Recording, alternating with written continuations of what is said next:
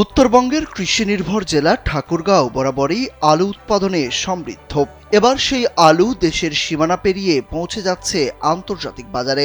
কৃষকদের পরিশ্রম আর আধুনিক প্রযুক্তির ব্যবহারের ফলে মানসম্মত আলু উৎপাদিত হওয়ায় বিদেশি ক্রেতাদের নজর কেড়েছে এই কৃষিপণ্য।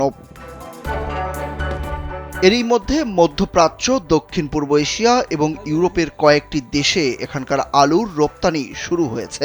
জেলার কৃষক ও ব্যবসায়ীরা এখন উচ্চমানের আলু উৎপাদনে আরো বেশি উৎসাহিত হয়ে উঠছেন।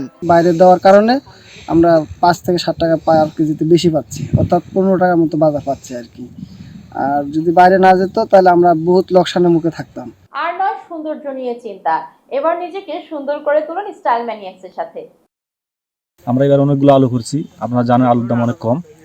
এখন আমাদের এখানে এই আলু বিদেশে পাঠাচ্ছি। এই আলু বিদেশ পাঠার কারণে প্রতি কেজিতে আমরা 4-5 টাকা বেশি পাচ্ছি। এগুলো আলু ওঠাচ্ছি, এগুলো আলু ফির বিদেশে যায়।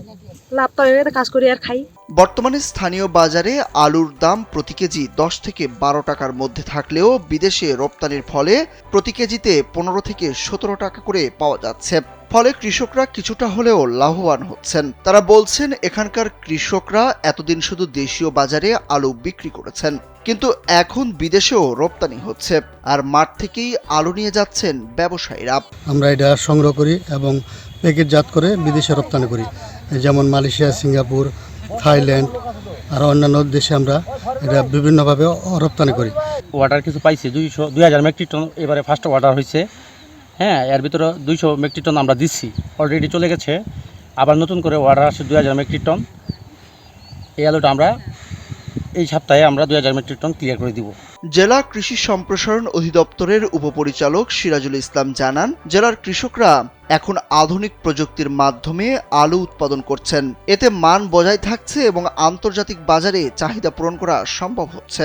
কৃষকরা যাতে আরো উন্নত প্রশিক্ষণ পান, সেজন্য স্থানীয় প্রশাসন উদ্যোগ নিচ্ছে। ইতিমধ্যে ঠাকুরগাঁও জেলা থেকে মালয়েশিয়া এবং নেপালে প্রায় সদর উপজেলা থেকে 150 মেট্রিক টন আলু রপ্তানি করতে সক্ষম হয়েছি। এখানে বাজারের চাইতেও কেজি প্রতি প্রায় 4 থেকে 5 টাকা দাম বেশি, যেটি হয়তো অনেক হতাশার মধ্যে কৃষকের জন্য একটি আশার আলো বলবো। জেলা কৃষি সম্প্রসারণ অধিদপ্তরের তথ্য অনুসারে গত মৌসুমে ঠাকুরগাঁয়ে 26,168 হেক্টর জমিতে আলুর আবাদ হয়েছিল।